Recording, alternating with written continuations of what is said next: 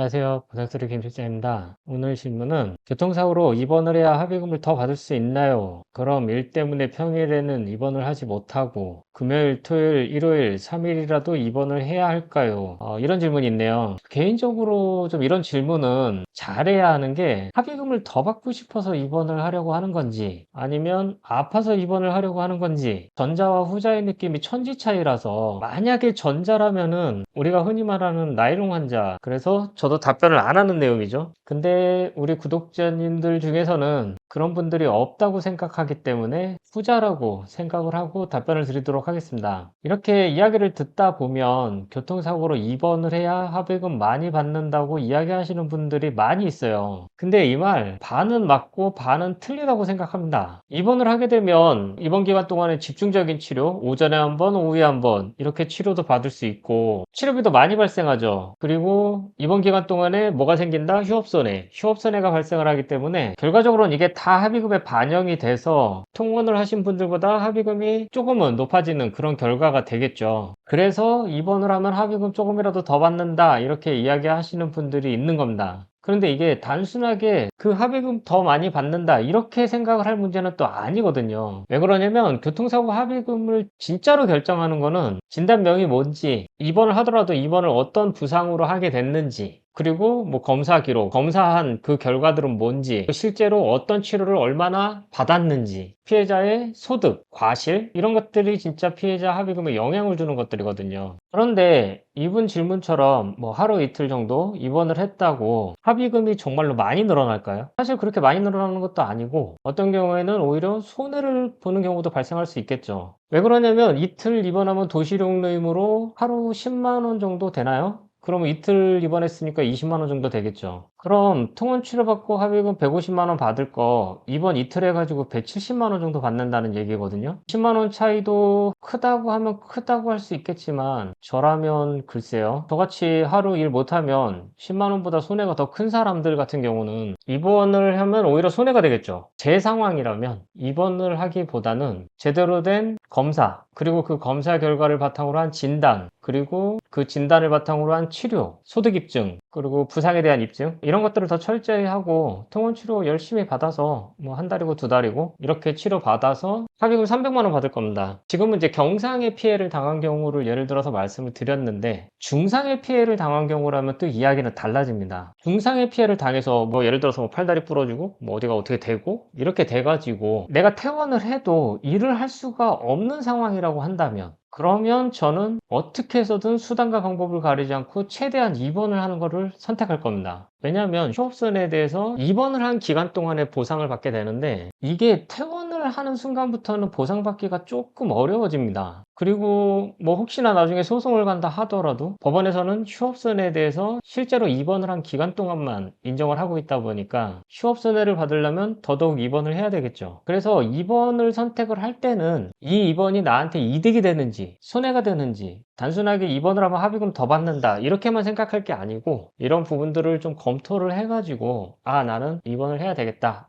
나는 그냥 통원을 해도 되겠다 이러한 판단을 현명하게 하시는 게 중요할 것 같습니다. 그래서 오늘은 입원을 해야 합의금을 더 받을 수 있냐 이러한 질문이 있어가지고 이거에 대해서 제 생각을 좀 이야기를 해봤는데 오늘 영상도 도움이 되셨다면 구독, 좋아요, 알람 설정 부탁드리겠습니다. 오늘 영상 여기서 마치도록 하겠습니다. 감사합니다.